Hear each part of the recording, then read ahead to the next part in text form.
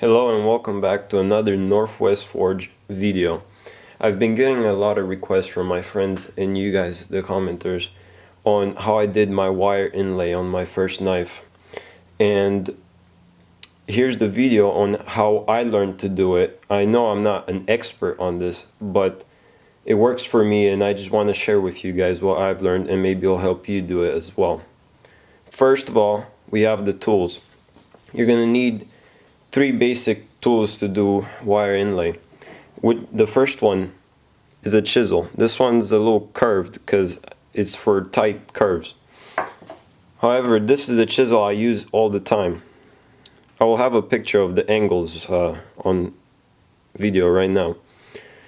I use this one the most, and when you make any of these tools, you have to make them out of the hardest metal you got, like O1, D2, just the hardest stuff you got, and you got to quench them and temper them. The next tool is the hammer tool. You hammer stuff in with this one. I know it sounds stupid, but I'll show you how to use it later. And then all of these are just flat chisels, pretty straightforward as to how that angle is, around the 30 to 45 degree angle, and just a flat face. Now once you've got your tool roughly shaped to those angles, you're going to want to sharpen it on a whetstone or a sharpening stone, anything really fine. You want to get a really fine edge, really smooth. And how I like to do it is just place it on the stone and pull it backwards. I don't move it forwards, I just pull it backwards. This is the best way of keeping a very sharp edge, for me at least, on these tools.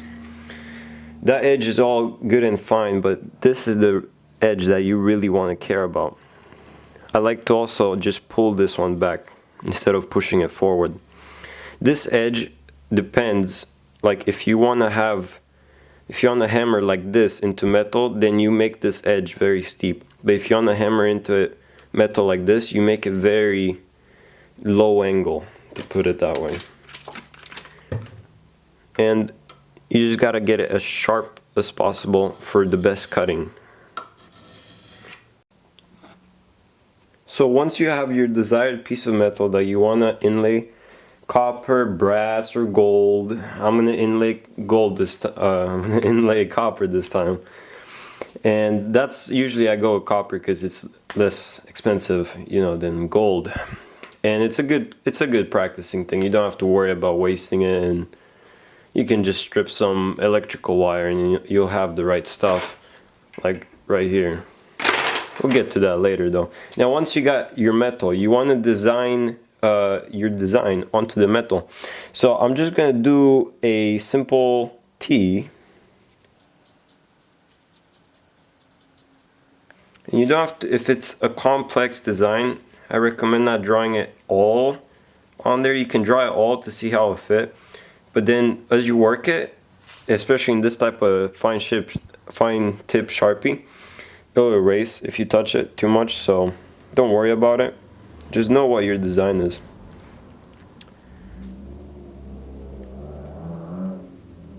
And there's my T.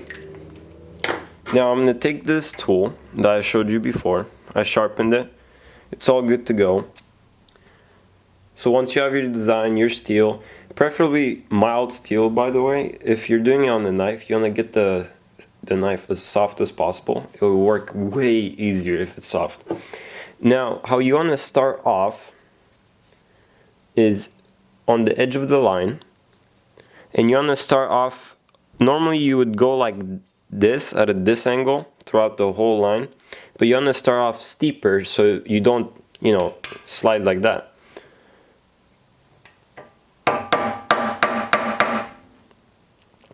Now, when you start hammering, you don't want to hammer like super hard with the big, you know, hammer. I'm only using like a little tiny carpenter's hammer. And I'm not smashing it because that will chip your tip of the chisel.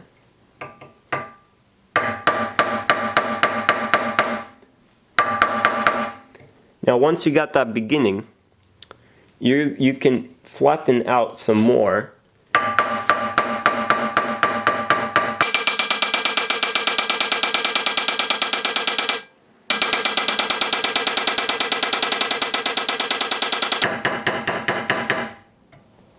And you see that chip that's forming right there?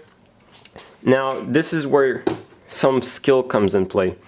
If you keep going down like this, then you'll get that chip bigger and bigger, and your chisel will go deeper and deeper, and you'll probably chip the chisel. Then you'll have a bit of hardened steel stuck in your metal, and that'll be hard to take out. So you want to even out, and you know, it depends on how you did your tool, your grinding, your angles, and it depends what type of steel and how deep you want to go. And you just have to play with it until you get that chip, and then you can get rid of it, like flattening it out.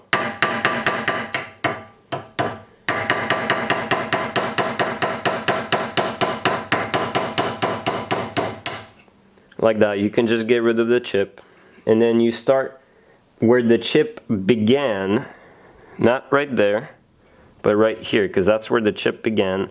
There is like a ramp up, so you don't want to start right there, and you want to start again with the steep angle.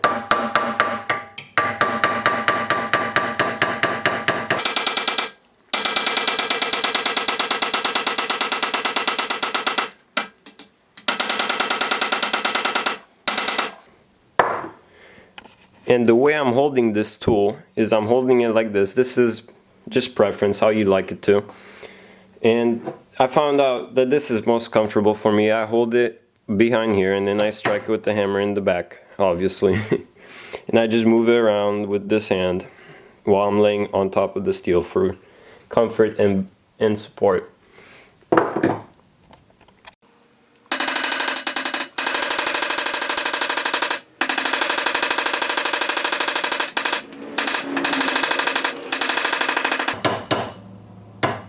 Now, when you get to the end, you want to just break that chip away so you can see. And when you get to this end, like I said, there's going to be a ramp upwards, and you don't want that, or else your wire is going to slip. So you want to start where the ramp starts, and you want to hammer in at a higher degree than normal.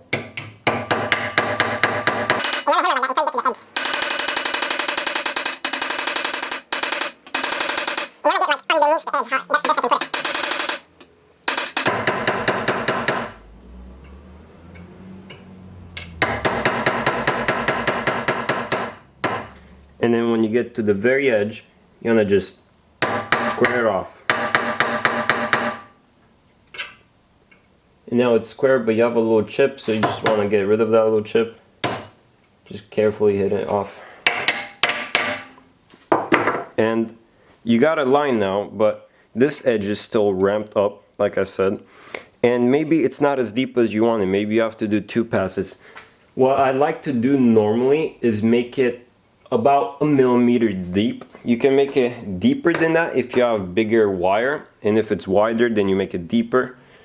And I'm using just some normal 1 millimeter wire, 2 millimeter wire sometimes, and it works out good. But now let's do the other edge. Now, as you can see, this is a simple design. It's just 2 straight lines.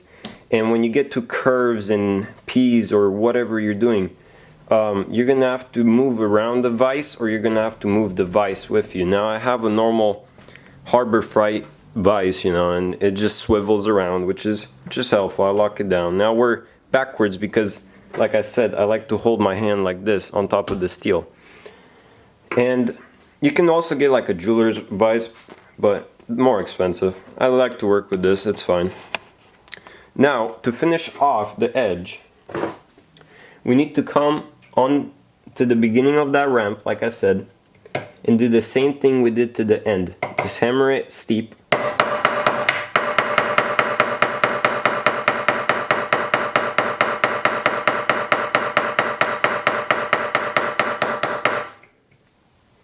Get underneath, make it the same depth as everything else.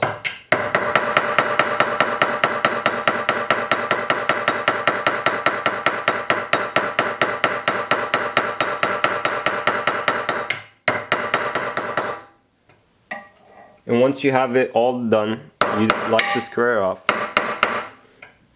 And now getting rid of that chip. And there we go. That's that line finished for now.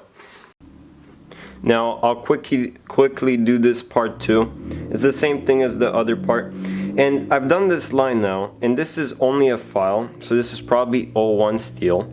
And I see a little curve on the very edge, and I'm just gonna go sharpen it, touch it up a little bit on the stones, make it as sharp as possible because it's just easier to work with when it's sharp.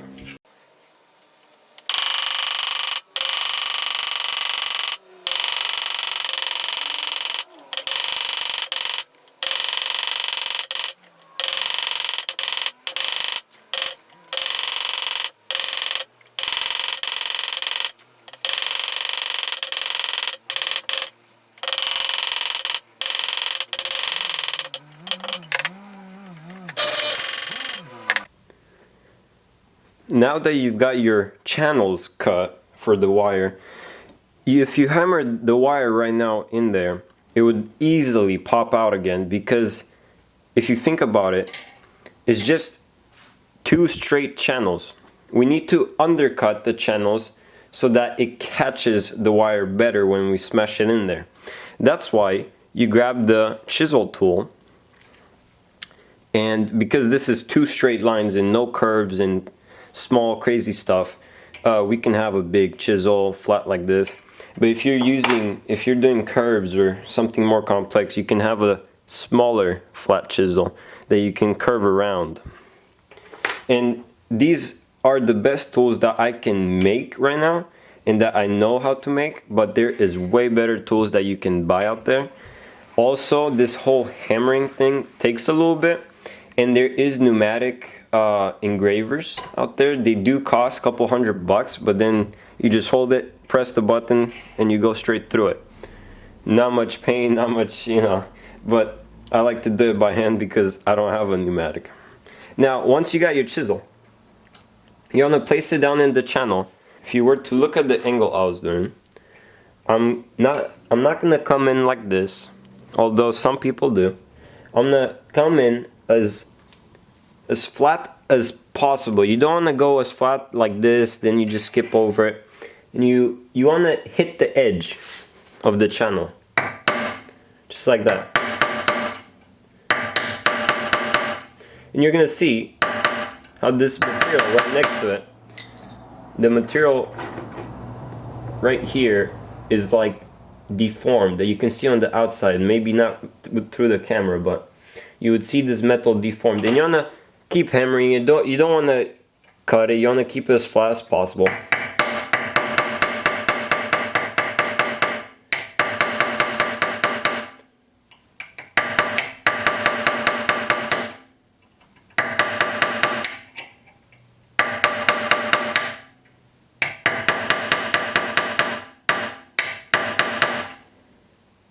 Now, if you get this process right, this is what will keep your wire in tightly. Even when you quench the knife, even when you like sand it down or chisel it down, even then the wire will stay in there and never fall out if you get this step correctly. This is the most critical one.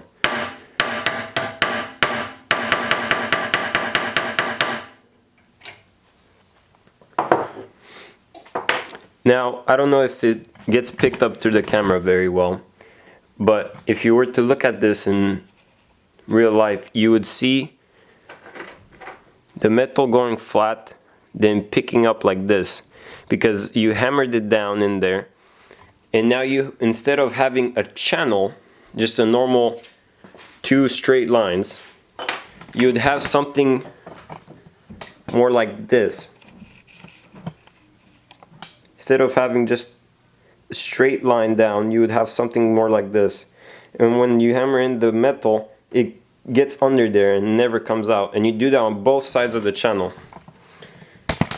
Now, for my piece, I would do it on this side, which I just did. I'll do it on this side, and on this long piece, and on these two pieces. The ends, you can't really do them unless you have like really wide, but if you go really wide, you're not gonna get good stick. So I'm gonna go ahead and do that for the rest of the tee. I'll be back when I'm done with that. Now, once you have all the edges undercut like this, an extra step of security so the wire stays in there for sure is you can take your cutting chisel again and you go down the line and you just hit it very steep, very steep. And you make these like little curls. I'll do one off to the side to see. You do these little curls, and that's like a little knife that'll just hold down the wire even better. And you can just go throughout this whole tee and do these little curls.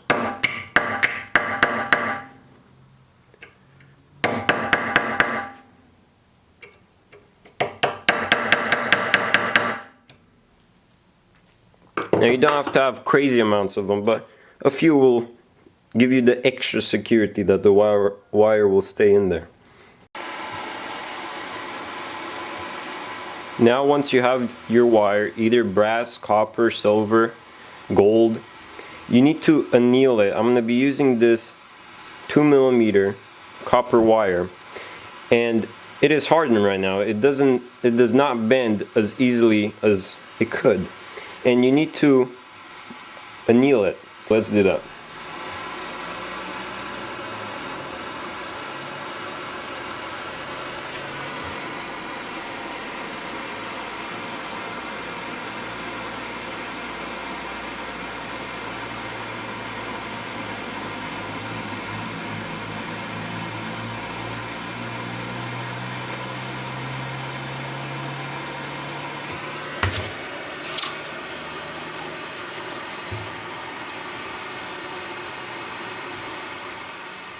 And there we go. Now it's like really, really soft.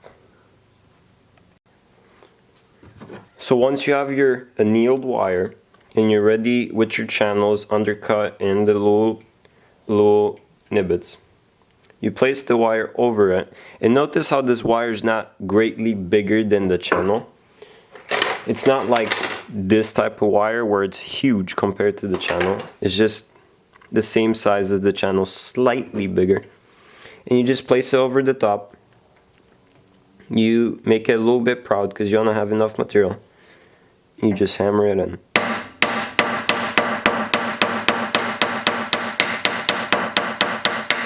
Now you want to hammer slightly more because it's okay if you have more than less.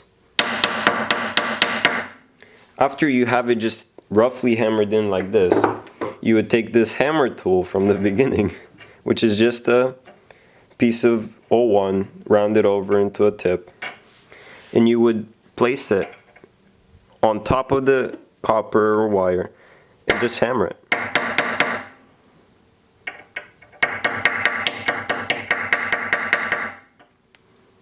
Let me get a better angle of this.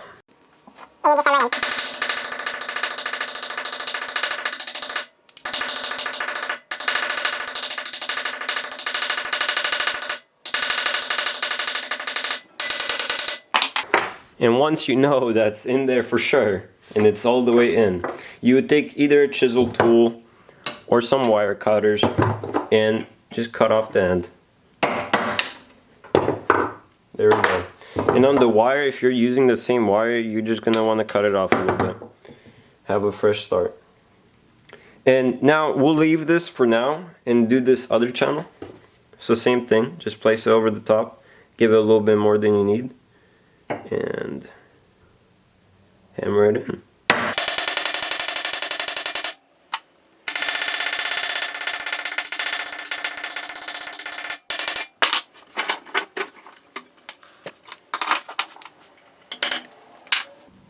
And there we go. We have one last step. And now if you're hammering on this side or on this side, and this side pops out, you could hammer it back in, but it's kind of compromised. So you would have to take it out and not even use that piece, just, you know, fresh again, annealed. Make sure it's annealed. If it's not, it's going to happen a lot. But if your wire's soft, put it over, beat it again, beat it harder, you know, and try to get it in that groove to stick. If it does not stick and you keep trying this, then you did not undercut it well, or you didn't do the little notches, or any of those steps. Just go through it, repeat it. It's fine. You're not gonna destroy the channel if you do it with common sense. Just undercut it again and try it again. But now that we have the copper in here, it's a little proud. Like you can feel it right there. And obviously you want to sand it down. And you can do this with like an angle grinder. Is a little overkill because it might pick up your wire and really throw it out, or burn it. But or you can use a disc or a belt sander, but for speed I like to just use an angle grinder right now.